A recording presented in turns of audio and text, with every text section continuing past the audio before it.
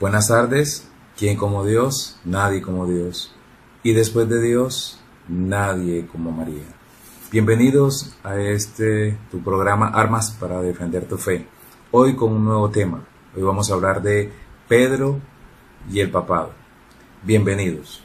Pero antes de comenzar, quisiera que, si te gusta este programa, le des me gusta, te suscribas a nuestro canal y actives la campanita para que recibas todas nuestras notificaciones y toda nuestra programación en tu dispositivo. Y nuevamente quiero reiterarte las gracias por apoyar este canal. Ya son muchos los que se han suscrito a nuestro canal y muchos están recibiendo grandes bendiciones a través de este modelo y este medio de evangelización. Pero antes de comenzar, vamos a empezar con una oración como debe ser. En el nombre del Padre, y del Hijo, y del Espíritu Santo. Amén. Te damos gracias, Señor, por este día maravilloso. Muchas gracias, Señor, por tantas bendiciones que hemos recibido a través de este medio maravilloso, a través de esta nueva forma de evangelización que nos has puesto en el corazón. Te suplico, Señor, que bendigas a todas las personas que se han suscrito a este canal, a todas las personas que en este momento están viendo nuestra programación. A ellos, Señor, bendícelos enormemente, a sus familias también. Derrama tu sangre preciosa sobre cada uno de nosotros y líbranos y límpianos de todo mal y de todo peligro, Señor. A ti, mamá, a ti, Señora, a ti, Reina, a ti, María. Consagramos nuestra vida, nuestro corazón, a ti, Inmaculado Corazón. Te queremos pedir que nos acompañes en este pequeño programa. Contigo voy, Virgen pura, y en tu poder voy confiado. Pues siento de ti amparado, mi alma volverá segura. Dulce Madre, no te alejes, tu vista de nosotros no partes. Ven con nosotros a todas partes y solo nunca nos dejes. Y ya que nos amas tanto como verdadera Madre, haz que nos bendiga el Padre, y el Hijo, y el Espíritu Santo. Amén. ¿Quién como Dios? Nadie como Dios. Y después de Dios, nadie como María. Bueno, vamos a comenzar. Hoy vamos a hablar de Pedro y el papado. Y quiero comenzar diciéndoles esto, que el Señor ha utilizado al hombre en su plan de salvación. Creo que en el anterior programa hablaba de cómo el Señor iba revelando su plan salvífico al hombre y que había dos formas de revelación. La revelación natural, que era a través de lo que decía el apóstol San Pablo, de que viendo uno la naturaleza y viendo uno el entorno, se puede darse cuenta de que Dios existe. Y también estaba la revelación sobrenatural, de la que hablaba también la carta de los Hebreos. De alguna forma Dios se ha revelado a través del hombre y especialmente lo ha hecho a través de su Hijo, encarnándose y haciéndose hombre, siendo verdadero hombre, pero también siendo verdadero Dios. Esa es la revelación. Dios ha querido utilizar el hombre también para este plan salvífico. Ahora, le ha dado autoridad a algunas personas cambiándoles el nombre. Por ejemplo, Dios le cambió el nombre a Abraham. ¿Qué significa el nombre de Abraham? No significa el padre de la fe, no. Significa el padre de multitud de naciones. Y eso está en Génesis 17:5. Pero lo mismo hizo el Señor, por ejemplo, con Sarai, al cambiarle el nombre de Sarai a Sara, que significa princesa. Eso está en Génesis 17:15 y 16. También Dios le cambió el nombre, por ejemplo, a Jacob, que le cambió el nombre por Israel. ¿Qué significa el nombre de Israel? Significa que luchó con Dios y con los hombres y venció. Eso está en Génesis 32:28. Lo mismo hizo, ya nos trasladamos del Antiguo Testamento al Nuevo Testamento. En Hechos de los Apóstoles, en el capítulo 13, en el versículo 9, vemos cómo el Señor le cambia el nombre a Saulo, ¿verdad?, a Paulo. Y al cambiarle el nombre también le dio una gran misión a este gran apóstol.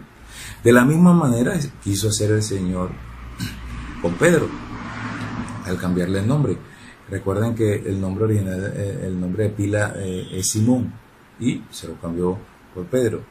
Eso está en Mateo 16, 18, dándole la primacía sobre todos los apóstoles. Vamos a ver. ¿Qué significa entonces la palabra Pedro? En el sentido, ¿qué sentido pues tenía el Señor al cambiarle el nombre a Simón? ¿Qué misión tenía el Señor para con Simón a quererle cambiar el nombre a Pedro? En el Evangelio de San Juan, en el capítulo 1, versículo 44, el Señor estaba con los apóstoles, pero se llevó a Pedro aparte. Dice el apóstol San Juan que fijó sus ojos en él y le dijo estas palabras: tú eres Simón, hijo de Jonás, tú serás llamado Cefas. ¿Qué quiere decir piedra o Pedro? Eso está en la Biblia del pueblo católico. Palabra de Dios, te alabamos, Señor. Juan utiliza la palabra intituos, que significa mirar profundamente. Cuando el Señor quería decirle algo a los apóstoles, los miraba fijamente a los ojos. En este caso no fue la excepción. Quería decirle algo importante a Pedro, y por eso, lo dice el mismo Evangelio, lo miró a los ojos antes de anunciarle y de cambiarle el nombre. Algunos protestantes dicen que Jesús, cuando le cambió el nombre a Pedro, lo que hizo fue cambiarle la vida. Bueno, sí, en Marcos 1:17 le dice a los apóstoles el Señor: síganme y los haré pescadores de hombres. Pero Jesús no solamente le cambió la vida a Pedro, le cambió la vida a todos los apóstoles. A Mateo, que era un publicano y se convirtió, al mismo Felipe, al mismo Tomás, que dudaba. A todos los apóstoles les cambió la vida, no solamente a Pedro. Ahora, la palabra Pedro obviamente es una cosa. La palabra piedra, Pedro, es una cosa. Pero también representa el significado de lo que iba a ser Pedro más adelante para la iglesia. La palabra piedra, para los protestantes, ellos dicen mucho. Bueno, la palabra piedra significa la confesión de la fe de Pedro. Recuerden ustedes en Mateo 16, 18, algunos versículos antes, como desde el 15, desde el 14, el Señor está reunido con los apóstoles y el Señor le dice a ellos: ¿quién dice la gente que soy yo? Entonces ellos van, preguntan, y cuando regresan le dicen al Señor: Señor, tú dices, algunos dicen que tú eres Jeremías, otros dicen que tú eres un gran profeta que había de venir. Entonces después él le devuelve la pregunta y le dice: bueno, ¿y para quién? ¿Quién soy para ustedes?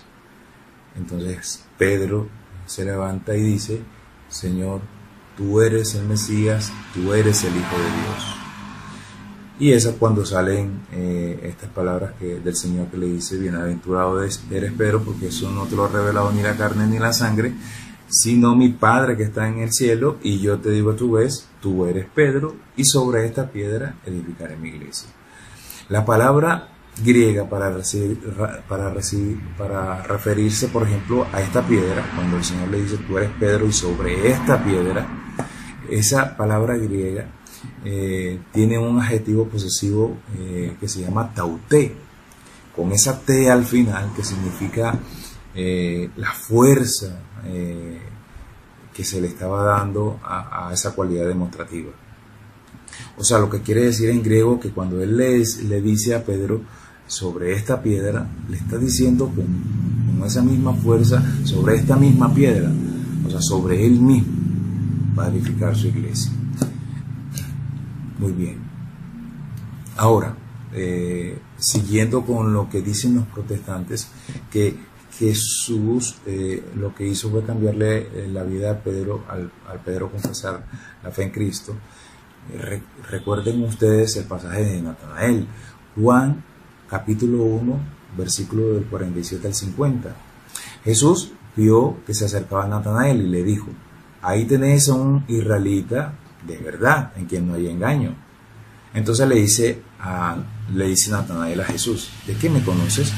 Jesús le responde: antes de que Felipe te llamara, cuando estabas debajo de la higuera, te vi.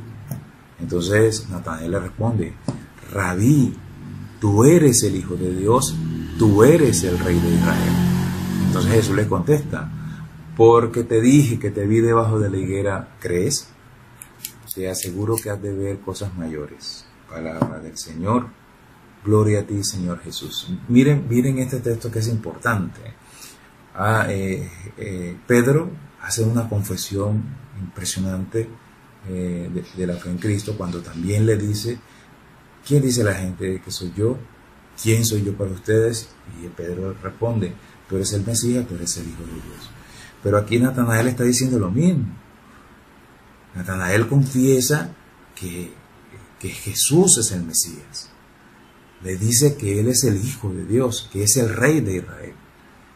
Pero Jesús no le cambia el nombre a Natanael.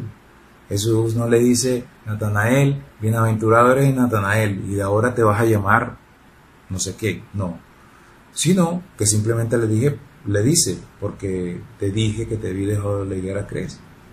Has de ver cosas mayores.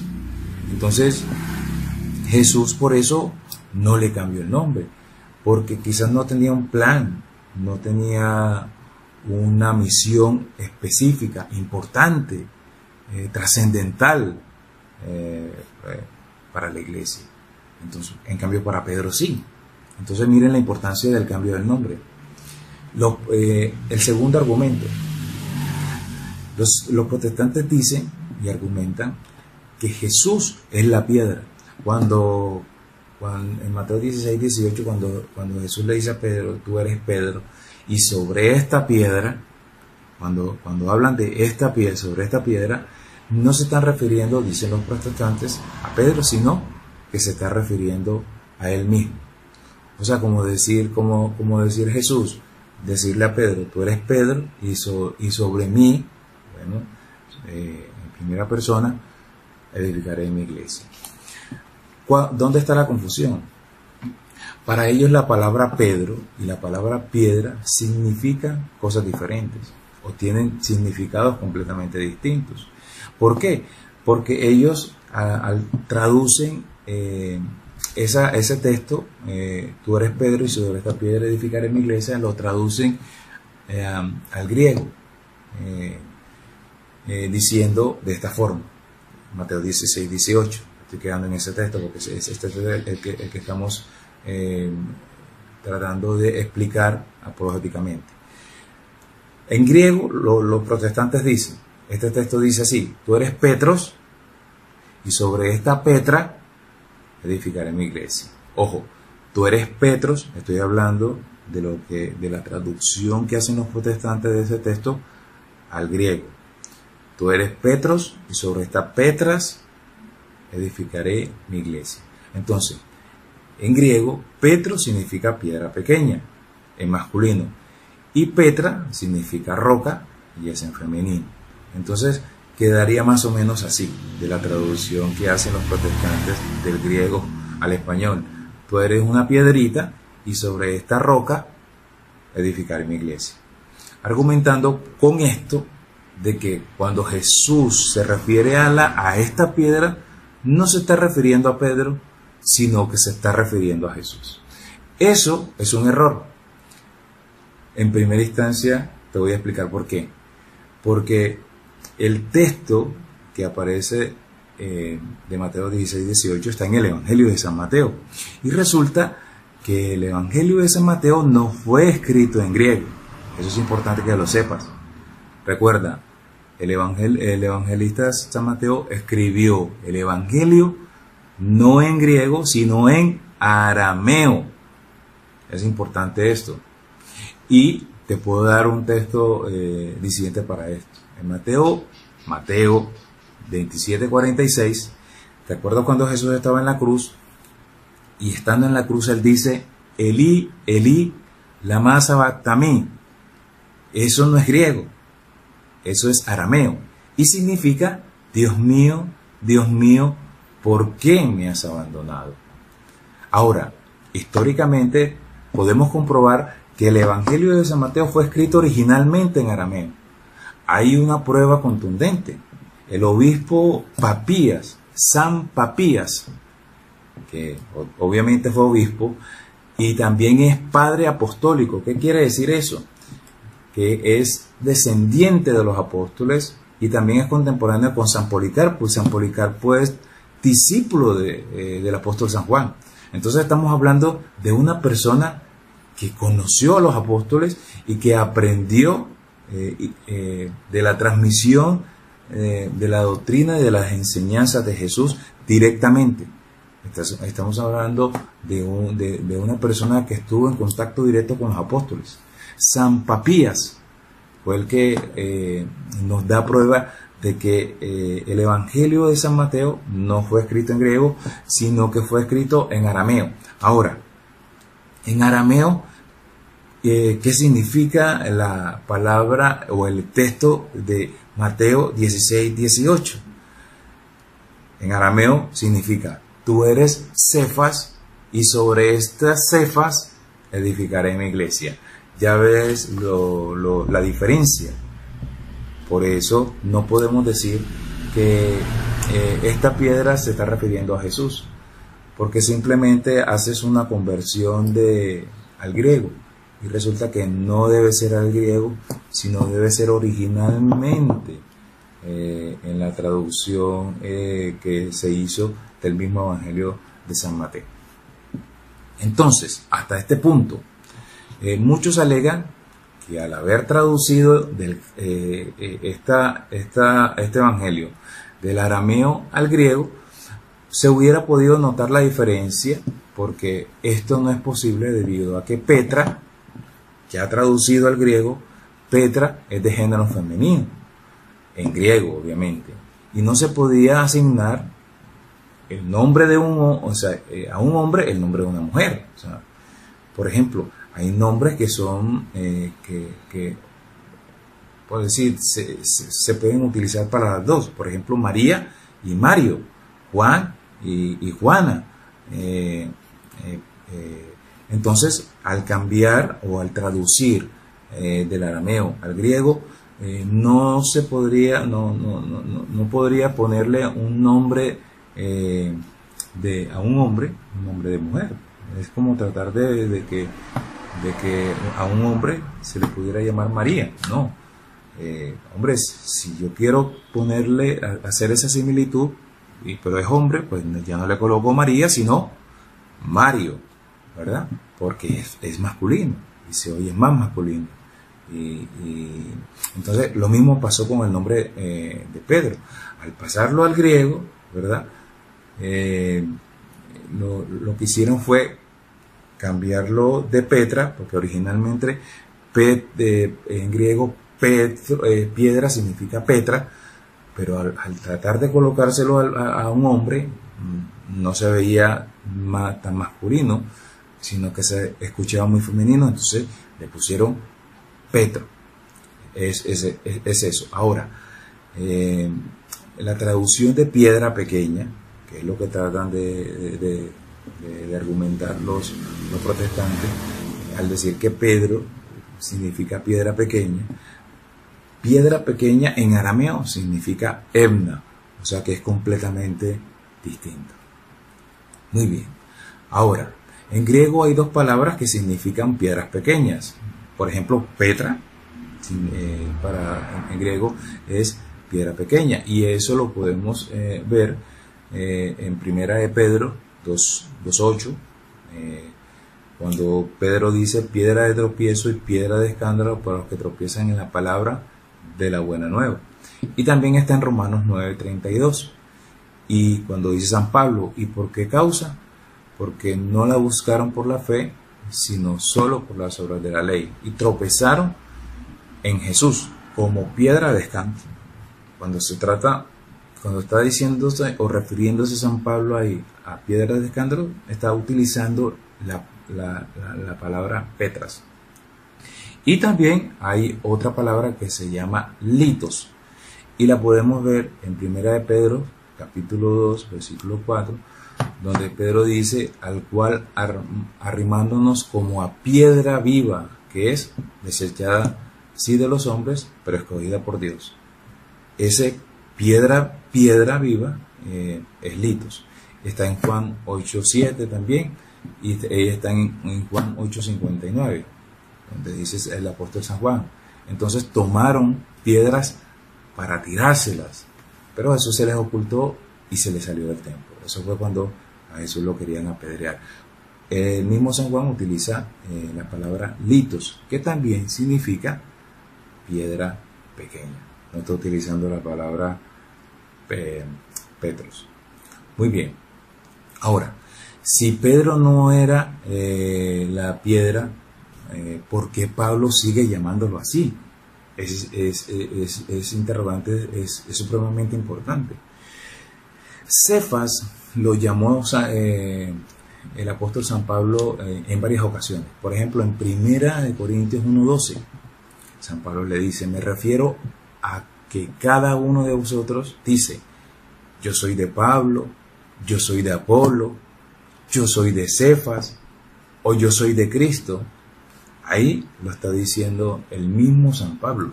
San Pablo conoció a Pedro y estuvo compartiendo con él. Y él mismo lo llamó Cefas. No tuvo otra manera de describirlo. Lo hubiera podido decir Simón, o lo hubiera podido decir Pedro, o Pedro. Pero utilizó la palabra en arameo porque es la palabra precisa para definir la misión que tenía el Señor con el apóstol Pedro. En 1 Corintios 15:5 también se apareció a Cefas y luego a 12. En Gálatas 2:9 dice el apóstol San Pablo: Santiago, Cefas y Juan eran considerados como columnas. En Gálatas 2:14 dice el apóstol San Juan: pero en cuanto vi que no procedían con rectitud, según la verdad del Evangelio, dije a Cefas en presencia de todos: si tú, siendo judío, vives como gentil y no como judío, ¿cómo fuerzas a los gentiles a judaizar o a ser judíos?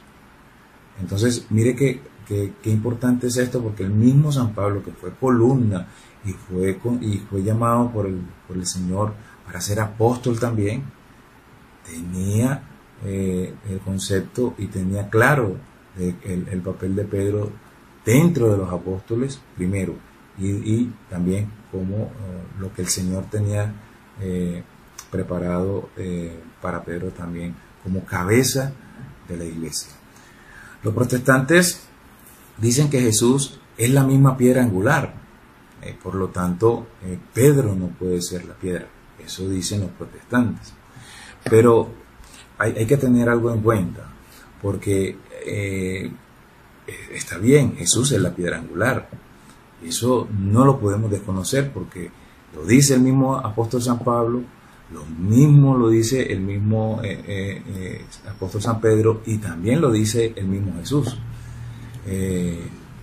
No podemos confundir lo que el Señor le quiso decir a Pedro al decirle que sobre esta piedra iba a edificar la iglesia, y tampoco podemos confundir cuando Jesús dice que es la piedra angular. Los textos que ellos utilizan son Efesios 2:20, donde dice: edificado sobre el fundamento de los apóstoles y profetas, siendo la principal piedra angular Jesucristo mismo. Eso no tiene ningún reparo. Eso está completamente claro. Jesús es la piedra angular. Primera de Pedro 2:45. Lo dice el mismo San Pedro: acercaos a él, a piedras vivas, desechada por los hombres, elegida por Dios, preciosa ante Dios, también vosotros. Cual piedras vivas, entrad en la construcción de un edificio espiritual para un sacerdocio santo, para ofrecer sacrificios espirituales aceptables a Dios por la mediación de Jesucristo. Y está en 1 Corintios 3:11, porque no hay otro cimiento puesto que el de Jesucristo, dice el apóstol San Pablo. Ahora, me gustaría darles como una explicación de lo que es una piedra angular. Yo no sé, yo siempre que doy esta charla a mis alumnos y a los misioneros, les trato de explicar qué significa una piedra angular. ¿Qué es? Imagínense, de pronto no se los puedo mostrar aquí, pero ¿qué es una piedra angular? ¿Cómo se la imaginan ustedes? ¿Cómo se la imaginan ustedes? Les voy a dar el concepto de la arquitectura, o lo que significa una piedra angular en lo que tiene que ver con la construcción. En construcción, la palabra piedra angular se refiere a un elemento que, ubicado en la esquina o un punto de encuentro entre dos paredes, donde forman el ángulo, sirve de base y de sostén clave para el edificio. La piedra angular sirve de base y sostén en un ángulo importante de la construcción, clave para el edificio. Pues, ¿qué quiere decir? Que si esa piedra no está, el edificio se cae. Entonces les voy a poner el ejemplo. Supongamos que hay un arco. El arco. Pónganse ustedes a pensar en el arco del triunfo que está en Francia. Más o menos ustedes se lo pueden imaginar. Ese arco del triunfo que está en Francia es un monumento gigante, muy importante, muy histórico y muy reconocido. ¿Cuál es la piedra angular de esa construcción, de ese arco? Algunos de ustedes pueden decir, la piedra angular está abajo. No. Algunos pueden decir, la piedra angular de ese arco del triunfo está en la columna. No.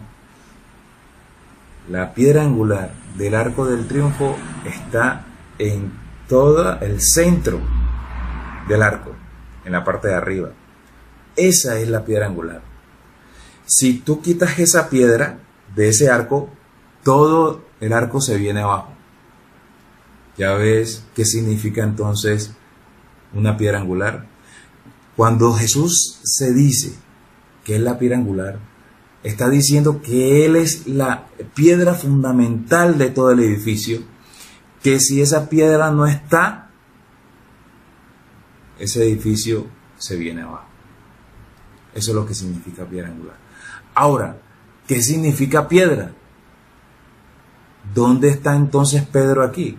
Pedro está como parte de esa piedra que está al lado del arco, siendo soporte de ese arco, de ese cimiento, de esa construcción. Entonces son dos piedras distintas. No podemos decir que la piedra de la que hablaba el Señor cuando le dijo a Pedro, tú eres esta piedra, tú eres Pedro, y sobre esta piedra edificaré mi iglesia, no se está refiriendo ni a él cuando habla de esta piedra, ni se está refiriendo a la piedra angular. No, se está refiriendo a Pedro, que iba a ser la piedra sobre la cual iba el Señor a construir su iglesia. ¿Quién como Dios? Nadie como Dios. Y después de Dios, nadie como María.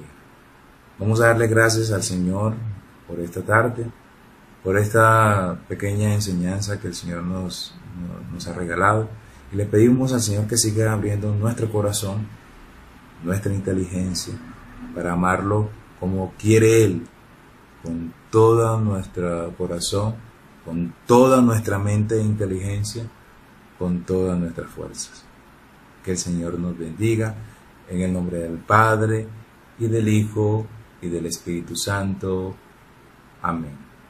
Te pido que si te ha gustado este programa, le des me gustas, te suscribas a nuestro canal y presiones la campanita para que te puedan llevar todas nuestras notificaciones a tu dispositivo.